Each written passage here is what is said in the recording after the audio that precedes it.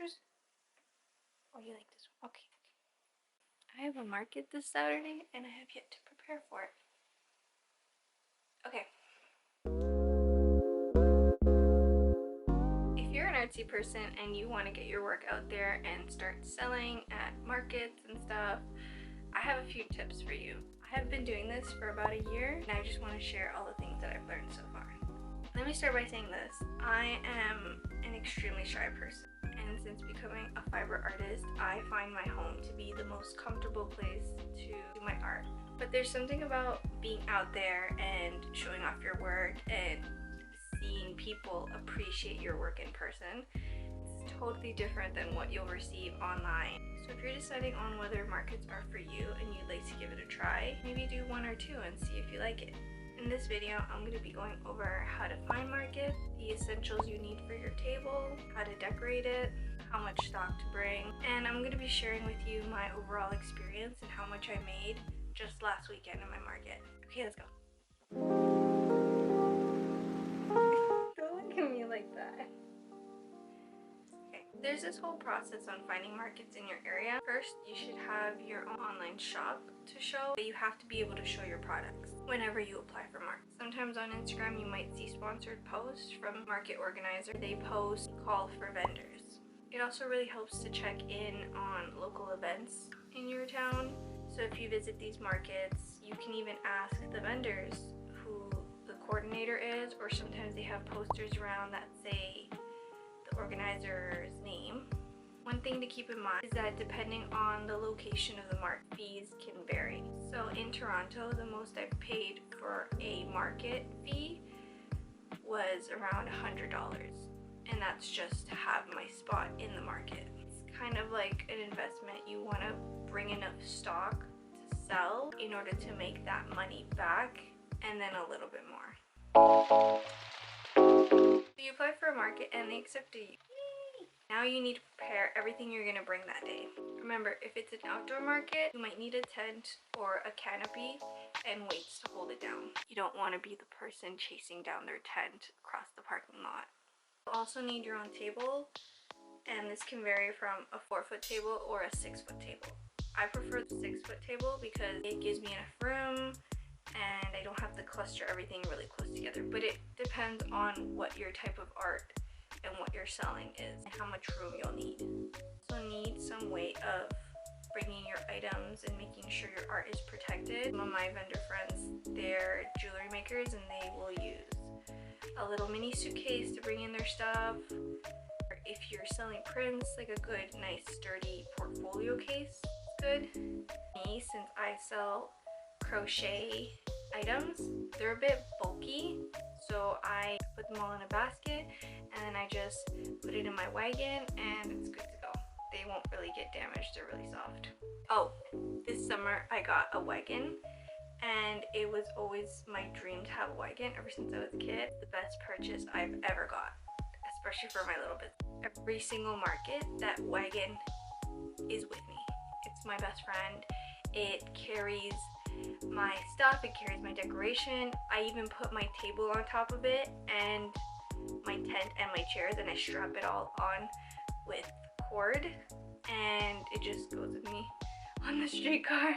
By wagon. Okay, no, maybe not. Okay, one thing I forgot to mention, for table essentials, you're gonna want to need to bring a place to hold all your change and all your money. I find it best to use a fanny pack because I clip it on me and it's always with me. It goes with me if I need to use the washroom or if I need to go grab lunch. It's always on me, and I prefer it better than a money box because that can easily be taken and it looks really obvious that money is in there, so you gotta be careful with that. A really good investment to get one of those card readers. I have a little white one that I'm going to show you right here.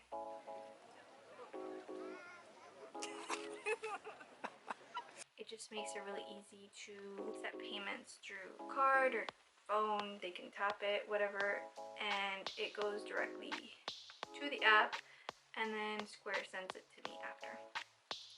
There is like slight fees to that, but sometimes people don't carry cash with them, so it's always good to have something that accepts card. But again, that's another investment you want to look into if you're serious about doing a lot of markets, especially in the summer.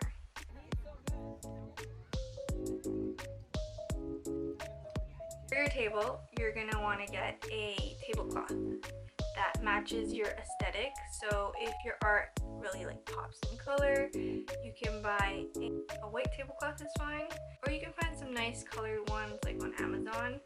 However, if you're just trying this market thing and you're not really sure about it, Dollarama or Dollar Store or whatever is your best friend, because it'll have everything you need and you don't have to spend that much money. A tip for decorating your table is you want to add height to it. It means finding little shelves. I use like grids. My stickers, I use kitchen utensil organizers. I've been using little decorative pumpkins for my table because it's fall. Decorations from Michaels are my favorite. I love going to Michaels for like their home decorations. They're my favorite. It's your chance to really bring out your aesthetic, and that is how you'll decorate your table so it all looks cohesive and part of the same brand, your brand. I've gotten this question a lot. It really varies on what type of art you create. For example, if you sell art and prints, it will be way easier to print out more or order more, or if you have stickers, it'll be easy to have a lot of that stock. But if you make art that takes a lot of time to just create only one, you'll probably only be able to bring original pieces or one of one. Maybe some other type of variations to it, but don't stress too much in the same type of art.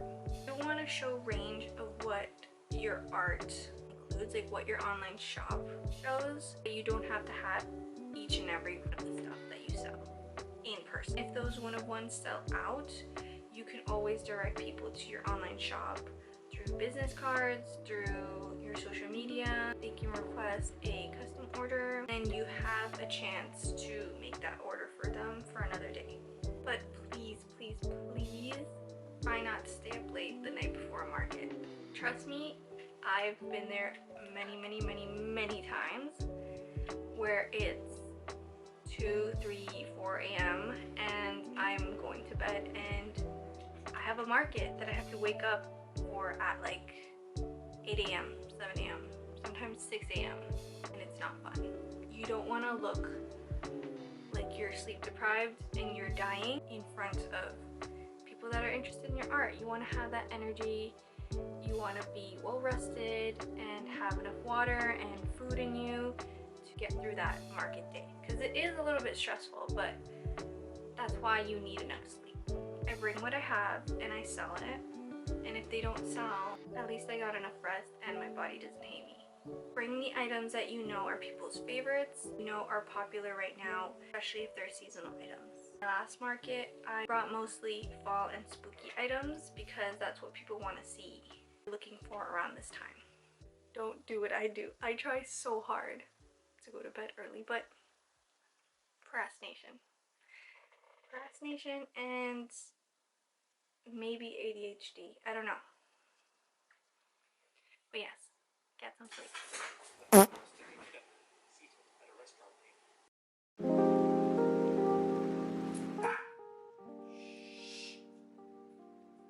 Okay, it's the night before market day.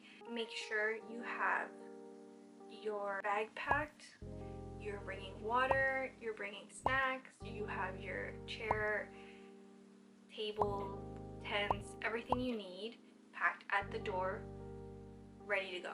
So that way when you wake up, hopefully you got enough sleep, you can just focus on getting ready, putting on a nice outfit, dressing for the weather. That's very important.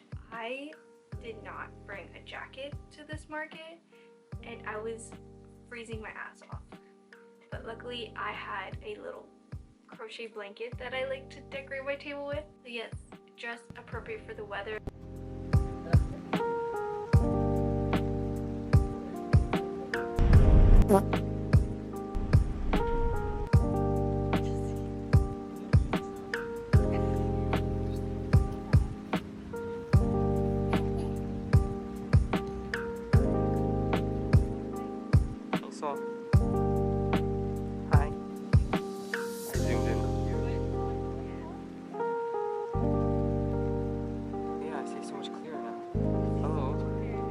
like that? It doesn't float around? I'll find out.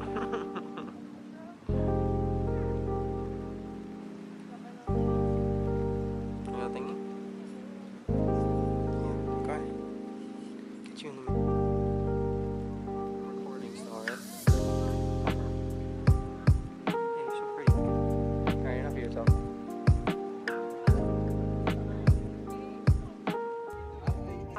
This market was great. It was really fun. I was a little cold. It was my own stupid fault. And you know, I made back the money I spent on the market fees, so that was good. But I admit that I didn't have enough time to bring in my best work, so maybe that's why not a lot of people bought. But you win some, you lose some, and I'm just happy I made back the money that I spent, so I didn't really lose out on anything.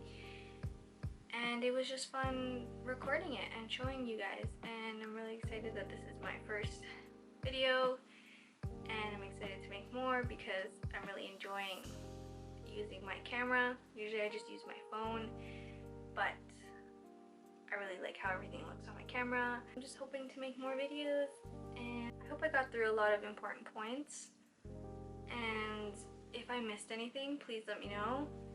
And feel free to ask me any questions in the comments, because I can make a part 2. That's no problem. Even though I've only been doing this for a year, I'm still constantly learning. My table is constantly changing. Like I said, I'm a very shy person, but doing markets has really pushed me into talking to other people, and I've made so many vendor friends, and I love them all. We're all just trying to make money off our art.